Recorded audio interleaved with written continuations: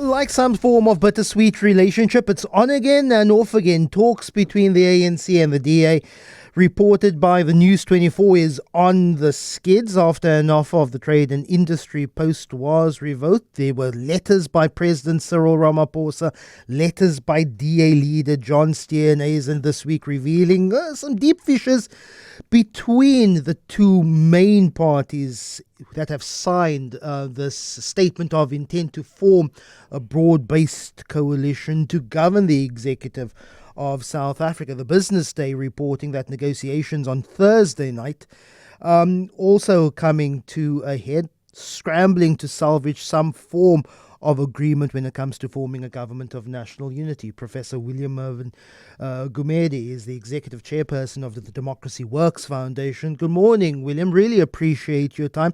We're seeing this all play out via correspondence, mainly through social media. It's giving us a very important insight about what is on the table, what is being discussed. But your thoughts on this very public demonstration of toing and froing between particularly the ANC and the DA. William, good morning. Good morning, and good morning to your listeners. Thank you for having me. I think what's happening here right now is that the ANC is trying to balance, the party interest, its own, its party interest, versus the country interest. I mean, the country's interest would be to the ANC, give its partners in the government of national unity the jobs they want or the positions they want. But in the party's interest is something totally different. Party's interest is, to give jobs, as many jobs in cabinet to ANC members. You have to, since the ANC got 40% in the general elections, they lost. Many of the leaders lost their jobs either in parliament, and they're now going to lose in the government of national unity. Many are going to lose their jobs as ministers. And there has been a pushback in the ANC now, for recent days, by among the ANC's base, particularly on social media. And then, of course, there's also been attacks on the ANC from the left, from its tripartite alliance partners, the Congress of South African Trade Unions, the South African Communist Party, but also from the Economic Freedom Fighters supporters and members, and from Umkhonto Sizwe of Jacob Zuma's members and supporters, attacking the ANC for partnering in a GNU with the components of the multi-party charters, the Democratic Alliance and the Inkatha Freedom Party. I think that is what is playing out now in public through the different letters and on social media. The part of the president's letter to John Steenhuisen, where he spoke about the DA seemingly wanting to set up a form of parallel government which would operate outside of the framework and parameters of the constitution-based method of protocols of running a government. He seems to be concerned by giving the Democratic Alliance too much power, including a sealed mandate of ministries that it would then allow the Democratic Alliance through its ministries that it would be allocated, or it may not be allocated depending how these negotiations go, giving the Democratic Alliance too much power within an executive run by Cyril Ramaphosa. There are two things at play here, two key things. The first thing is, the ANC has been used to majority rule. It's been in power for 30 years and it has had a majority 50 plus, and in the majority decision making, the party, because they're the majority, they make the decisions. They don't really care about partners or the opposition, because they say, well, we've got a majority, we will do what we going to do. Now, in a government of national unity, it's something totally different.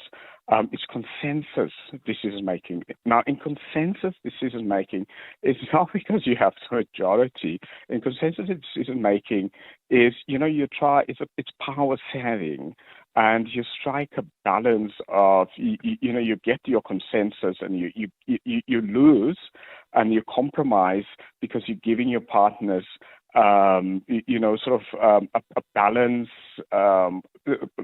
what they want. And so almost in a way, both sides often lose in their compromise in consensus decision making. And in majority decision making, if you have the majority, you're always at the advantage. What you want, you get. In a consensus, it's not necessarily what you want, you get. It is, how do you balance the interests of both sides? And I think the ANC is struggling after 30 years of a culture of majority rule and majority decision making to get into consensus decision making. And in consensus decision making, which I actually think is the best way of governing South Africa, the diversity of South Africa, because it forces whoever has the majority to look at the bigger interest, so interest bigger than the party, your country's interest, the national interest, and then compromise to make things work. And the second one, in terms of, the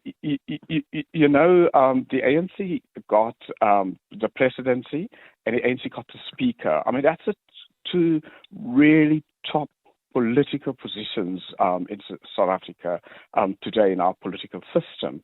Now, because, in a GNU, what should have been done, what the ANC should have done, is the ANC should have given at least the speaker to its partners. Now, it didn't do that. So because it didn't do that, I think, in the negotiations, its partners, the DA and the IFP and so on, should then get a disproportionate number of executive positions to make up for the ANC getting the two key positions, of presidency and the speaker. So I don't think that the DA or the IFP or the Freedom Front Plus is asking too much and so on, because a GNU is a power-sharing arrangement. It's not a majority rule arrangement. The headlines say negotiations on the brink. Cyril Ramaphosa warning in his letter to John Steenhuisen. And you know what? We are talking to other parties as well, including the EFF and MK. Do you believe that we're closer to an agreement, or is this weekend the last throw of the dice for this GNU in its current form? There's also, normally in negotiations, there's also the sort of, parties often in negotiations, because these are political parties, it's they've got constituencies and supporters and members who are waiting on there. So I think also, these are tactics also. So, there's a bit of tactics playing to the gallery in order to force the other side, to come to the table. So, and so on.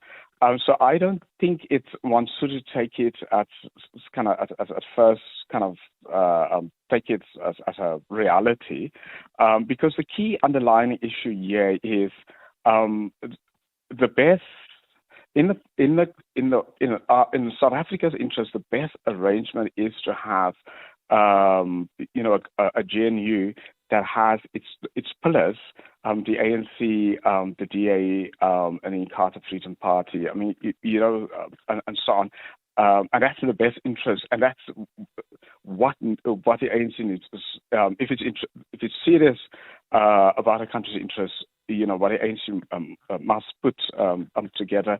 And yes, when ANC leaders talking about, well, actually, this is the last, and they're talking to MK and the EFF.